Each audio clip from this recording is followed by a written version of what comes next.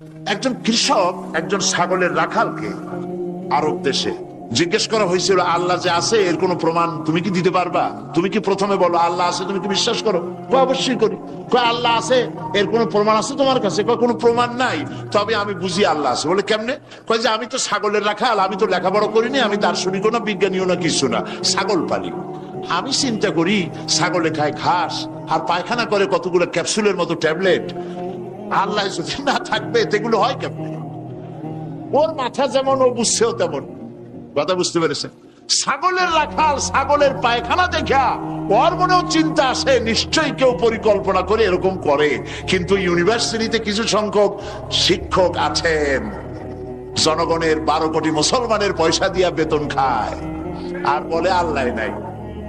একজন তো এই কথা কয়ে মরিয়ে গেছে। মরার সময় বেচারা বুঝতে পারছে যে কবরে গেলে দশাটা কি হবে, সেই জন্য কবরে যাব না। বলে দিল আমার দাফন করবে না, কাফন দিবা না, জানাজা দিবা না, এমনি নিয়া ফেলাইতো। তারপরে কি বলে মেডিকেল কলেজে দিয়ে দিও, ছেলেরা আমাকে অপারেশন করিয়া কাটাছেড়া করিয়া অপারেশন শিখবে। তার ওসিয়ত অনুযায়ী কাজ হয়েছে। এত বড় বুদ্ধিজীবী, তো তার ওসিয়ত তো শোনাই লাগে। ওর কাফনও হয় নাই, দাফনও হয় নাই, গোসলও হয় নাই, কপালে নাই, কি হবে? তারপরে থুইছে বার্ডেমের মধ্যে। কিছুদিন পর তাকে পাঠানো হয়েছে মেডিকেল কলেজে। মেডিকেল কলেজের ছাত্ররা যখন শুনলো যে ওই লোকটার লাশ আসতেছে, ওরা দাঁড়ায় বলছে আল্লাহর রাস্তায় মাপ চাই, এই হুজুর এখানে আনবেন না। উনি বেঁচে থাকতে আল্লাহরে অস্বীকার করছে। এখন ওনারে কাইটা যদি আমরা অপারেশন শিখি, তাহলে যে রুগীরে ধরবো যাও বাঁচবে ওইটা মরবে, কাজী এদারে ফিরাও।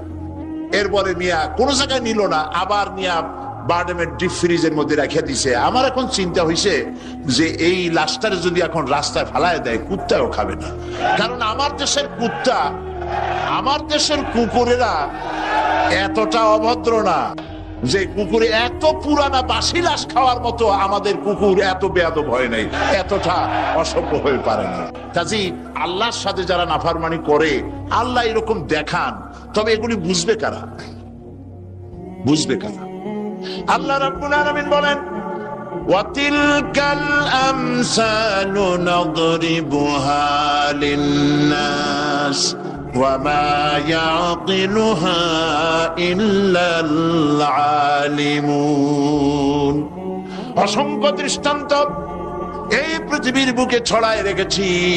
এসব দৃষ্টান্ত থেকে উপদেশ গ্রহণ করতে পারবে তারা যাদেরকে আমি রব্বুল আলামিন জ্ঞান দান করেছি,